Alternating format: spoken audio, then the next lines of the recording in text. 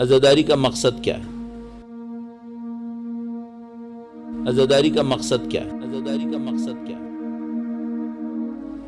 عزاداری کیوں کرنی چاہیے؟ عزاداری کس طرح کرنی چاہیے؟ یہ بڑے اہم موضوعات ہیں، 10 منٹ کے اندر اس کو نپٹانا ناممکن ہے۔ میں صرف چند پوائنٹس آپ کی خدمت میں عرض کروں گا۔ پہلی بات، عزاداری کا جو بھی ہدف ہو وہی ہو جو شہادت امام کا ہدف تھا۔ آپ کسی بھی نیت سے عزاداری کر رہے ہوں، کسی بھی قسم کی عزاداری کر رہے ہوں، چاہے ایک گھر کے اندر بیٹھ کر کوئی ماتم کرے، چاہے باہر جا کر جلوس میں سید الشہداء کے پرچم کو نکالے، علم کو نکالے، چاہے امام بارگاہوں کے اندر، چاہے گھروں کے اندر، چاہے بازاروں کے اندر، کسی بھی قسم کی عزاداری ہو، سب کا ہدف کون سا ہونا چاہیے؟ وہی ہدف ہونا چاہیے جو شہادت امام حسین کا ہدف تھا۔ یہ عزاداری شہادت کا تسلسل ہے، اس کے سوا کچھ نہیں۔ جو ادھر ہدف تھا وہی یہاں ہدف ہونا چاہیے۔ آپ نے ایک اشرا کر لیا، اس کا ہدف کیا ہونا چاہیے؟ وہی ہدف ہونا چاہیے جو شہادت امام حسین کا تھا۔ شہادت امام حسین کا ہدف کیا تھا؟ دین کا دفاع، دین کا بیان، دین پر عمل۔ اس عشرہ مجلس کا بس یہی ہدف ہونا چاہیے، دین بیان ہو، دین دفاع ہو اور دین پر عمل ہو، بس۔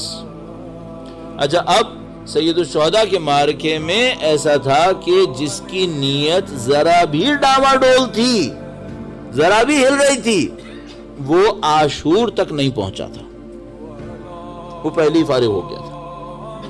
شب عاشور پہ بھی نہیں پہنچا تھا، کربلا پہ بھی نہیں پہنچا، پہلے ہی نکل چکا تھا۔ ہمیں عزاداری سید الشہداء میں اس بات کو سب سے پہلے انشور کرنا ہوگا کہ بھئی ہماری نیتوں میں خدا نہ کرے نعوذ باللہ تعالی کوئی غلطی نہ آئے، اور اگر غلطی آئے تو پھر اس پر کمپرومائز نہ کیا جائے، اس پہ کمپرومائز نہ کیا جائے۔ میں اپنے اوپر رکھ کے پہلے شروع کرتا ہوں۔ میرے جیسا آدمی اگر یہاں بیٹھے، مجلس پڑھے اور لوگوں کو یہ احساس ہو کہ اس نے مجلس اپنی شخصیت کو ثابت کرنے کے لیے پڑھی ہے، اپنے فن کو ثابت کرنے کے لیے پڑھی ہے، اپنی پاپولیرٹی بنانے کے لیے پڑھی ہے، اپنے پیسے بنانے کے لیے پڑھی ہے، اگلی دفعہ بٹھائیں یا نہ بٹھائیں؟ نہیں، کمپرومائز نہیں کرو، پھر کمپرومائز مت کرو۔ اچھا، اب ایک علیحدہ مسئلہ آتا ہے کہ بھئی چلو فرض کرو اگر ہم نے اس پہ کمپرومائز نہیں کیا تو آج تو ہمیں ایسا بندہ ملا تھا جس کی زبان بہت اچھی تھی، کل کوئی ایسا بندہ ملے گا جو ہمیں 1 گھنٹے میں بور کر دے گا۔ اب بوریت قبول کریں یا ویلیوز پہ کمپرومائز کریں؟ تو سوسائٹی کیا کرتی ہے؟ بدقسمتی سے ویلیوز پہ کمپرومائز کرتی ہے۔ کہتے ہیں ہم 10 گھنٹے بوریت نہیں دیکھ سکتے، تو ہم 1400 سال کا دین دینے کو تیار ہیں۔ وہ 10 گھنٹے میں دین تو دے گا، علم تو دے گا، لیکن 10 گھنٹے ہمیں بوریت دے گا۔ اس بوریت سے بچنے کے لیے نعوذ باللہ تعالی ہم وہ دین قربان کرنے کو تیار ہیں جس پر ہماری نسلیں کٹی تھیں۔ کہاں کا انصاف ہے؟ کہاں کا انصاف ہے؟ صرف زبان کی خاطر، صرف پریزنٹیشن اچھی ہونے کی خاطر یہ ویلیوز ہیں سید الشہداء کی؟ آیا سید الشہداء کی ویلیوز میں پریزنٹیشن تھی؟ زبان کا بیان تھا؟ لکنت رکھنے والے، شین صحیح نہ بولنے والے کو نبی نے کہا تم اذان دو، نہ عربی صحیح، نہ پروناؤنسیشن صحیح، نہ اپیرنس صحیح، نہ فیملی میں کوئی نام، اور اس کو کہا تم کھڑے ہو اناؤنسمنٹ کرو۔ بھائی ایک دفعہ مجھ سے کوئی یہ کہے کہ میں نے ایک آدمی کو یہ ڈیوٹی دینی ہے کہ پتھر اٹھائے، یہاں سے اٹھائے یہاں رکھے، تو مجھے کیا چاہیے؟ مجھے طاقت چاہیے۔ اور اگر مجھے ایک آدمی کو یہ ڈیوٹی دینی ہے کہ وہ اناؤنسمنٹ کرے تو مجھے کیا چاہیے؟ جس زبان میں اناؤنسمنٹ کرے وہ زبان اسے اچھی آتی ہے یا نہیں آتی ہے؟ اپیئرنس ایکسیپٹیبل ہے یا نہیں ہے؟ قوم قبیلے میں ریسپیکٹڈ ہے یا نہیں ہے؟ آج تک ہم یہی کر رہے ہیں۔ اللہ کے رسول نے پہلے دن سے کہا تھا یہ مت کرنا۔ اچھا، اللہ کے رسول نے بلال حبشی میں کیا دیکھا تھا؟ انہوں نے بلال حبشی کا دل دیکھا تھا، ہم لوگوں کی زبان اور ان کے جسم کو دیکھتے ہیں۔ اتنی کٹھن حقیقت ہے، اتنی سخت حقیقت ہے کہ مجھے جس قوم میں یہ ہو رہا ہو اس کا فیوچر 5 انگلیوں کی طرح نظر آنے لگتا ہے۔ اس کا فیوچر یہ پھنسے گا، کیوں؟ اس نے فنڈامنٹلز پہ کمپرومائز کر لیا ہے۔ عزیزان محترم، یہ عزاداری سید الشہداء ہے۔ یہی ویلیوز اگر بچی کی شادی میں کروں نا تو مصیبت میں پھنس جاؤں گا۔ ہمارا دین ہم سے کہتا ہے کہ تم جب شادی بھی کرنے لگو تو یہ مت دیکھنا کہ سامنے والے کے پاس دولت کتنی ہے، اس میں خوبصورتی کتنی ہے، اس کی پاپولیرٹی کتنی ہے، دیکھنا دین کتنا ہے، تقوی کتنا ہے، ورنہ بعد میں پچھتاؤ گے۔ جو دین بچے اور بچی کی شادی کے اندر ان ویلیوز پہ کمپرومائز نہیں کرتا، وہ منبر رسول پر کمپرومائز کرے گا؟ آپ غلط راستے پہ جائیں گے۔ ایک بہت بڑی مصیبت ہے سوسائٹی کے اندر۔ بہت بڑا مسئلہ کیا ہے؟ روڈ پہ بھی بعض اوقات یو ٹرن دیر سے ملتا ہے، سوسائٹی میں یو ٹرن 30 سال بعد آتا ہے۔ موٹر ویز وغیرہ پہ بھی بعض اوقات یو ٹرن آتے آتے بڑی دیر لگ جاتی ہے۔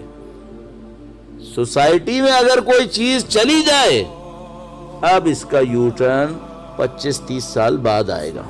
کب آئے گا؟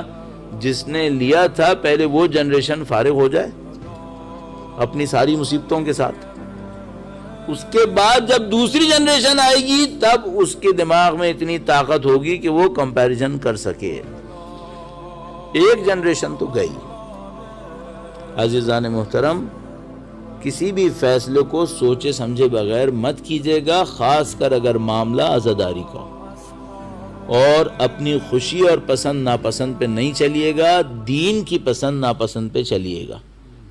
تھوڑی دیر پسند نہ بھی آئے، صبر کر لینا۔